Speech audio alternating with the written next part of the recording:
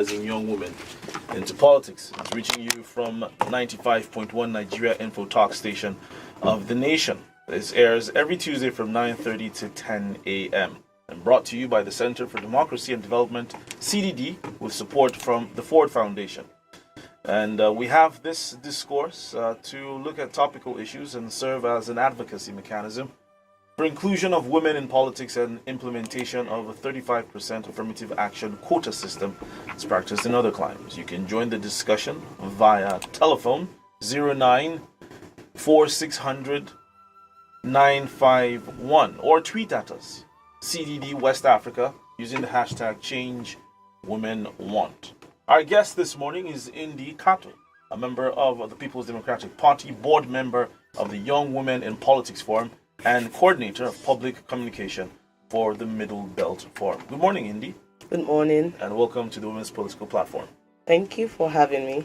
Glad to be here. All right, just to give a little background into what we're doing, young people are often excluded or overlooked as political candidates, and politics is typically regarded as a space for politically experienced men. And while women are often disadvantaged in accumulating experience to run for office, young people are systematically marginalized because of their young age and limited opportunities and projected lack of experience. Now, as the increased political participation of women benefits society as a whole, the presence of young people in decision-making position benefits all citizens and not just the youth. The Interparliamentary Union, IPU, reports that people between the ages of 20 and 44 make up 57% of the world's voting age population, but only 26% of the world's members of parliament are of within that age. And young people under 30 represent 1.9% of the world's MPs, and more than 80% of the world's upper house of parliament have no MPs aged under 80. While young people often play central and catalyzing roles in movements for democracy around the world, they are less engaged than older generations in voting and party activism. Together, these strengths have inspired the Center for Democracy, CDD, to review the near absence of young women in political participation with the aim of supporting an architecture that promotes young women political leaders. Like we said, our guest is Ms. Indi Kato, young woman in politics. Will interrogate the challenges faced by young women in political processes vis-a-vis strategies to mobilize them, leading to increased women political participation ahead of 2019 general elections and beyond. So, Indi, what challenges do you see that exist that bar women, particularly young women, from entering into politics? Well, I think the greatest one is that young women are not socialized towards leadership. So we have, like, even from home, you find that a lot of girls are socialized towards getting married, towards just being average and finding somebody to take care Just of them. follow. Yes, just to follow a support, help meet thing, and just never to take leadership roles. And so this translates into adulthood. Should I mention money? Go ahead. I should mention money. Yes, We do not have the funds typically for this for political participation, and politics does cost some amount of money. So a lot of young girls are discouraged, and then this conversation, it feels like a lot of young people, and especially young girls, feel like power is for a certain group of people, especially for my class of young people, middle class to lower class people. You kind of feel like there's a group of people that are meant to be in power, especially when you grew up under military, Yes, a group of people that are meant to be this, and then a group of people that are just meant to be that, and just very few people break that mold. And then there is the fact that, a lot of young people, young women, get into these places and are constantly put in a box. You go for meetings and the security man at the gate, or even the woman at the gate, is like, you prostitute. The person way they find there, if I catch you with time, I go beat you, or I'm not letting you in here. You're coming here to do this. So there's a certain, image they project onto young women. They don't let us get out of certain boxes. So a lot of these things, yes, contribute. Okay, we can't talk about barriers without talking about prospects. So, are there prospects, if they exist, to increase the number of young women in politics? Yes, there are. Luckily for our generation, again, we're not facing what I'll say my mom's generation faced. Democracy has gone everywhere, and that includes in the way we communicate now. So there's been a breakdown of who can enter and who cannot enter. So a lot of us young people can actually thank social media for how big our careers have been. In 10, 20 years ago, if I wanted to break into the political circle, whatever it is I had to say would not have gotten to any newspaper, would not have gotten anywhere. But here we are today. Communication has been democratized, and anybody who is ready to take that step is given a platform. So young people need to realize that, young women need to realize this, that look, if you're ready to speak, there's always an audience for what it is you have to say. And that power, I think that power is a verb. And in doing it, you become more powerful. In being powerful, you become more powerful. So it is easier for us now. And the absence of leadership, Nigeria is actually facing that right now. So you have that's why we have demagogues coming up, in different zones and regions. We have, the crisis and everything. And people are actually looking for leadership. People are actually looking for people to speak for them, and traditional politicians are used to politicking and being safe and being diplomatic. So actually, if you do step up for people, they will recognize you, female or male. They will recognize you. And do you think more and more women are beginning to do that, to speak up for people? Yes. Versus just go into politics because it's a paycheck? More women are beginning to speak up. I interestingly, today on social media, in the US, I was seeing the young girls that are leading these protests against the gun laws, and they're ready to do anything. And one woman said, look, don't think it just happened overnight.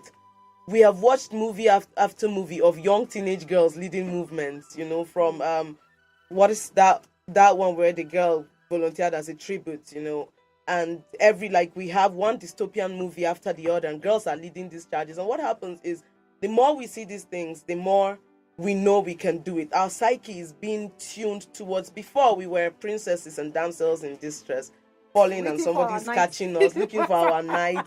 But now, no, it's no longer the same way. Our cartoons, everything is changing. The girls are saving the day. These things actually change the way we see things. Brave? There was Brave, and then there was Let It Go, whatever the name is. Frozen. Yes.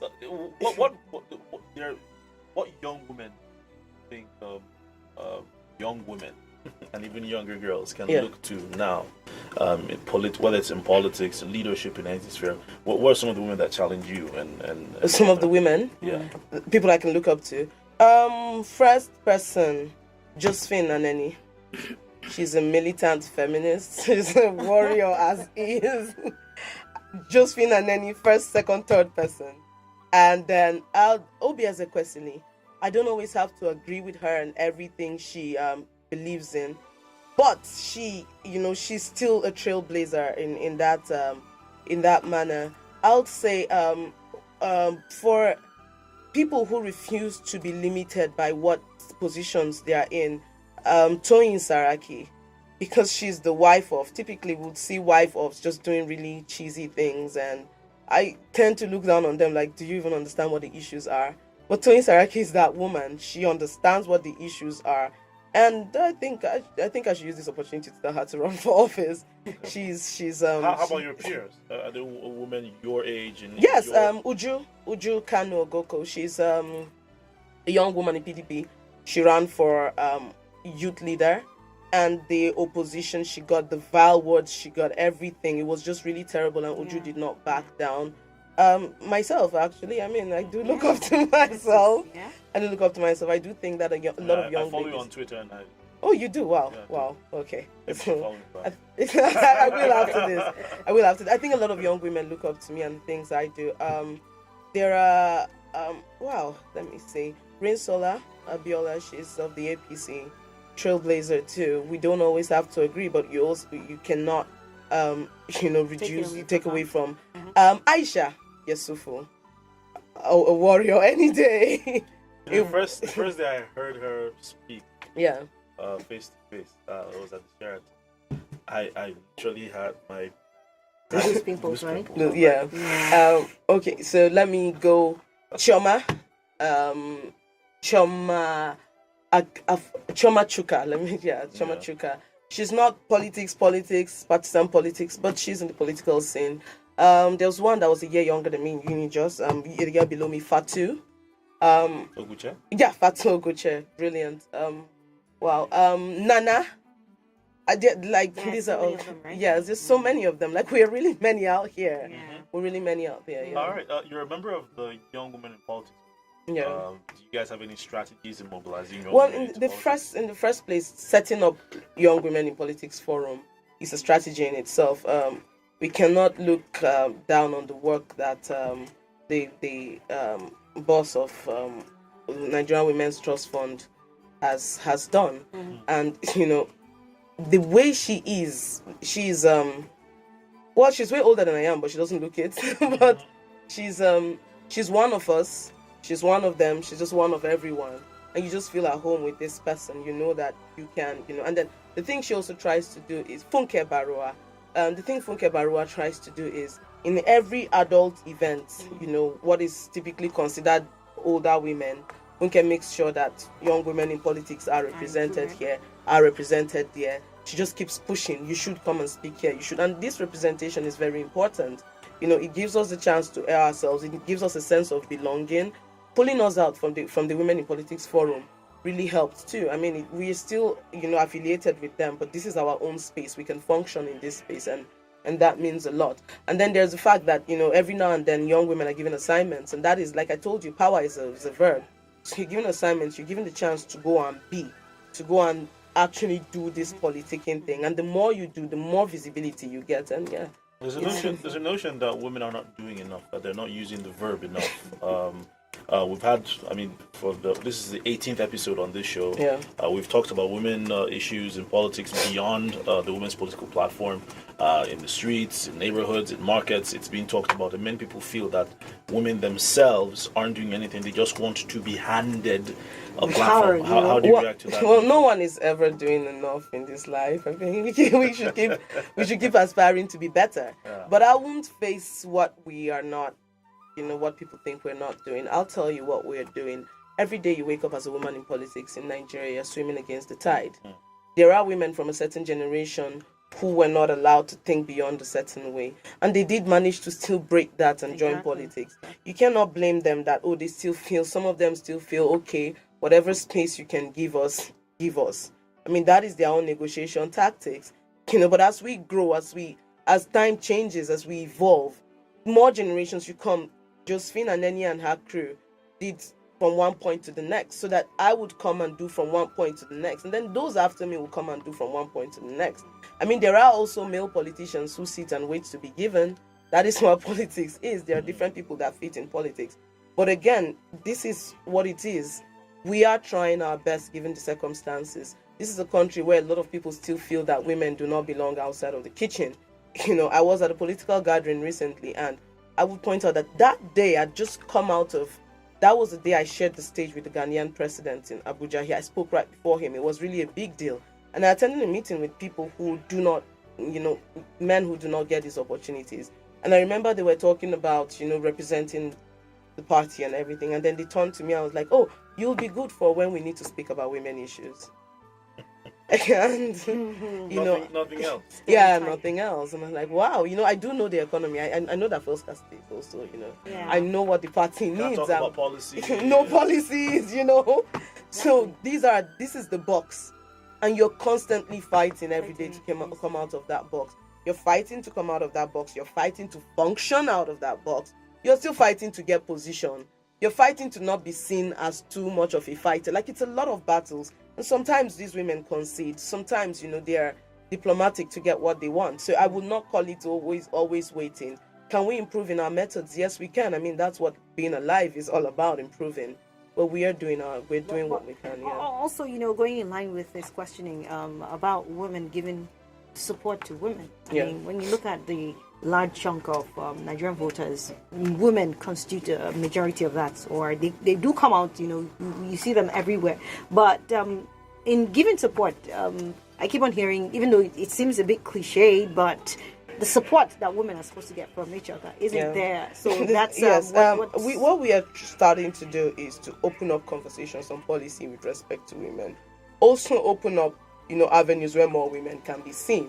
Keep in mind that a lot of these women are not seen. Have you seen the media?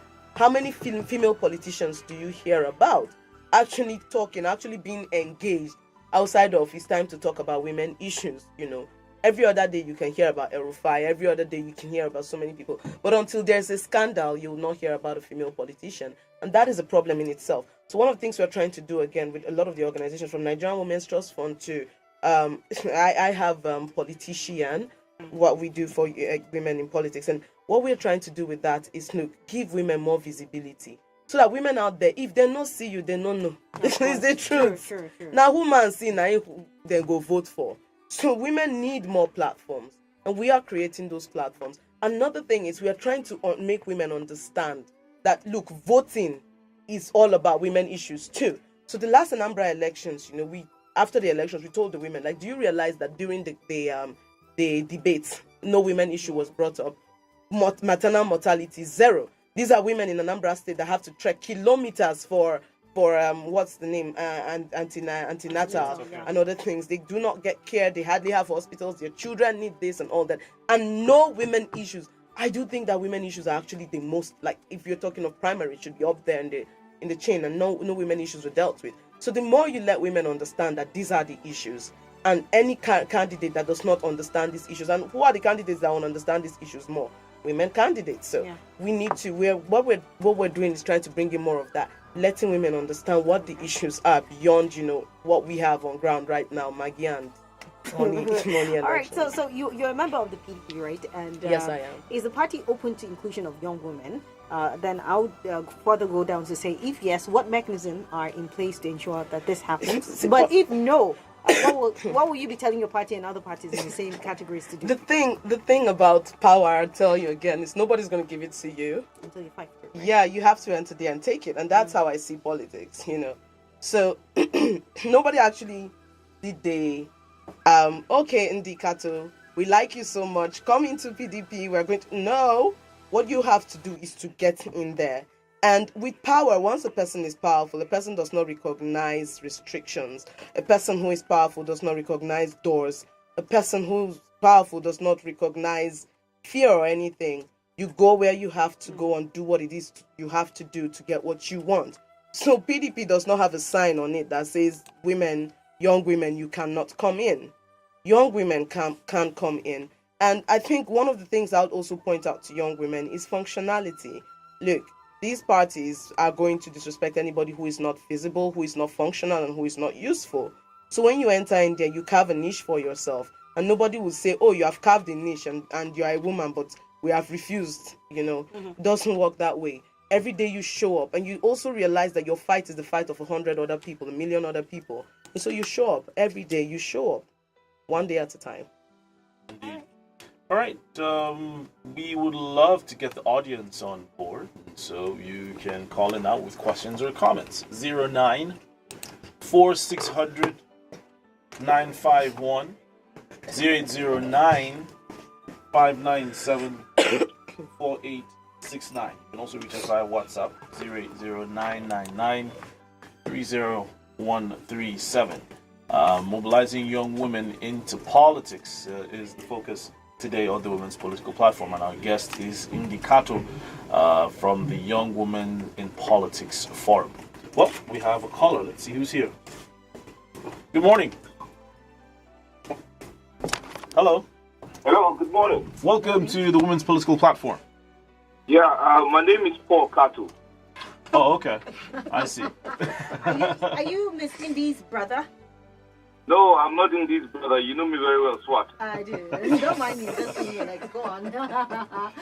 I've been following and listening to the conversation, and I must say Indy has come a long way, and I want to see more grease to our elbow.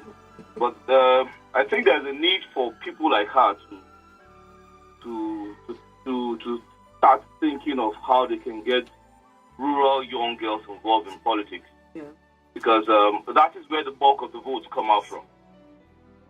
So and there's a need for a reorientation for these young girls in rural areas to realize that for them to actually achieve some of their goals, or for them to get these politicians or policymakers and the service providers to see them as stakeholders in this whole game of politics and government, there's a need for them to be involved in it. So I think people like her should try and do more, because I think she'll get more of the reception at the rural areas and even in urban areas. So I don't know if she's doing that, but I just want to say that there's a need for her to, I like what she's doing, and I think it's not easy this time and age to see young ladies getting involved actively in politics.